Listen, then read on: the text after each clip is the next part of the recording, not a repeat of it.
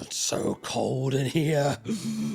Youth group growth hacks. Now, I am talking about numerical growth. So one big, huge, massive, humongous caveat.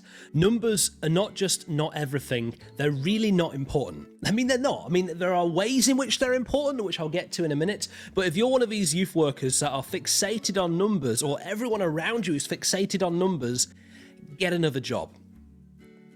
I'm often asked, how can you foster healthy organic growth in a group so that you do reach critical mass? Critical mass is important. Having the right number of people in the room to do the right kind of activities to foster the right kind of growth around the people that you have is a worthwhile venture. And there is also a reason to want to go for numbers too, which is we want everyone to know Jesus. We want as many young people as possible to hear the gospel. So with the whopping great caveat on the ground, which is don't pursue numbers for numbers' sake, only pursue numbers if it will foster increased health among the young people you already have, or to start from absolute scratch. Let's talk about how to deliberately and steadily grow the size of your youth group. So I have 7 tips today.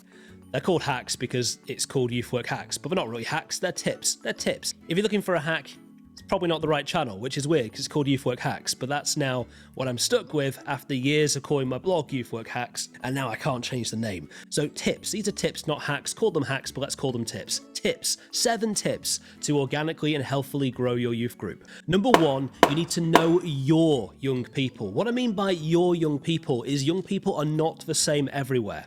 No matter how much research you do on Gen Z or Gen Alpha, young people are surprisingly distinct in different towns and cities around the world. I've done youth work in London, in Blackpool, in California, and all around Wales, and everywhere I go, young people have a group personality. They're just different everywhere you go. So you need to know what makes the young people in your area tick, and that begins with meeting needs. What are their needs? To organically grow a youth group, you need to know who the young people are who could be part of that youth group. Now that just might mean spending a lot of time with the young people you already have, asking them lots of questions about the world they live in, the friends they have, what they struggle with, what the challenges are, what excites them, what in their area is working and not working. But it also means having a look at census data, talking to schools, talking to scout group leaders, talking to teachers, talking to parents, know the people you have, specifically be able to identify their needs and seek to meet some of their needs. Number 1, know your people. Number 2, network and partner. Look for ways to connect with other groups in your area that already have young people. So if you've got time in your calendar to say run 3 youth groups, don't. Run 2 and spend your 3rd potential time volunteering for somebody else's youth group, or volunteering in the Cub Scouts or the Army Cadets or for a school. Go to a space young people already are to build relationship, not to poach. And that'll be another video later, how do you do this without poaching people, but to build connections, build an organic relationship, and then after a while seek to do things together with those groups so young people are already mixing in those spaces. One of the ways to foster organic growth is to make sure that young people are already naturally mixing in spaces they may already go to. Number 3, run innovative feeder projects. A feeder project is a project which feeds your other groups. If you were looking at this from the funnel model perspective, it's the sort of top of the funnel. This is something where it's dead easy to come to, dead easy to bring a friend, it's fun, and most importantly, it's something that couldn't just be done by young people on their own. When youth groups say, we're going to have a FIFA night, it doesn't interest a lot of young people because they could do that in their bedroom with their mates.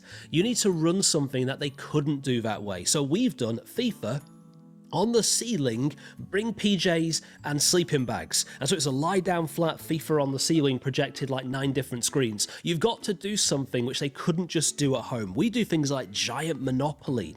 We run our own Robot Wars nights where we have skateboards and string and cardboard boxes and we make an arena.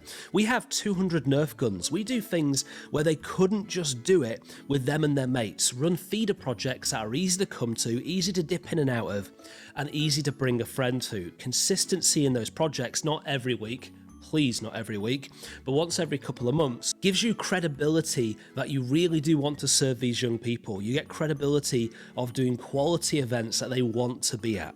Number 4, use social media carefully. And the reason I say carefully is because of, all kinds of safeguarding issues, and that will be another video in the future.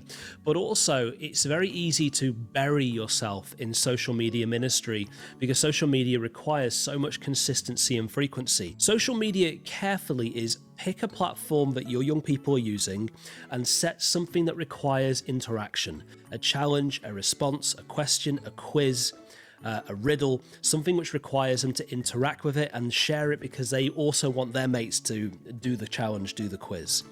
Something safe, something fun, something easy to put together, something that spontaneously shares itself among your network without you having to push and drive it every spare hour of your week. Number 5, prioritize welcome. When young people come into your space, they should never have that moment when they come in and they stop and go, what do I do now? And there's a chance for them to turn around and go back out the door. As soon as a young person comes through that door, there should be someone to meet them, someone to say hi, someone to write their name down and take some details, someone to show them around, someone to invite them to a game of pool or table football, someone to ask them about their week. Immediately, there should be someone, not a million people and not pouncing on them or interrogating them, but someone to welcome and share and be part of that interactive experience. And part of that prioritizing welcome is encouraging the young people pretty constantly to share their space with people they don't know. That means every now and then just reminding the whole group that it's difficult to come into a new space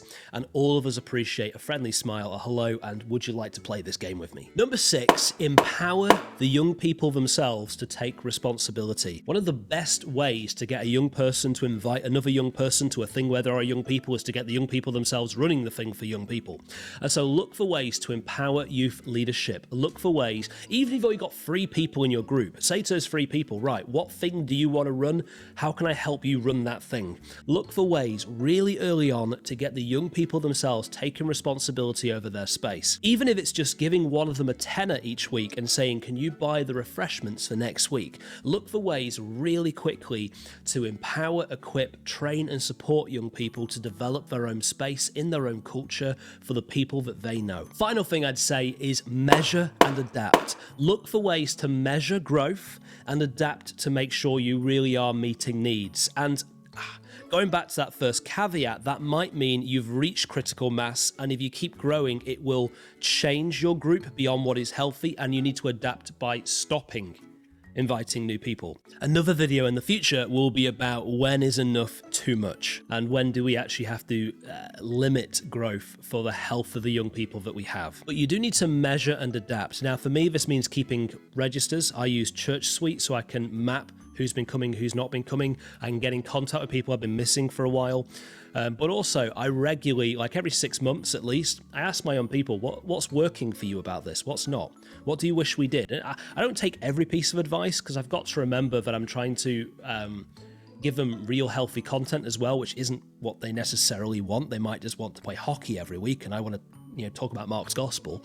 But those times of feedback, discussion, not only do they help the young people themselves take ownership of the group, but it gives you real-time information that you can use to adapt in a way which will become more safe, more accessible for more young people. Know your young people, network and partner, run innovative feeder projects, do careful social media engagement, prioritize welcome, empower the young people, and then measure and adapt. I guarantee you, if you do these things and do them well, do them conscientiously, you will see organic growth in your youth group.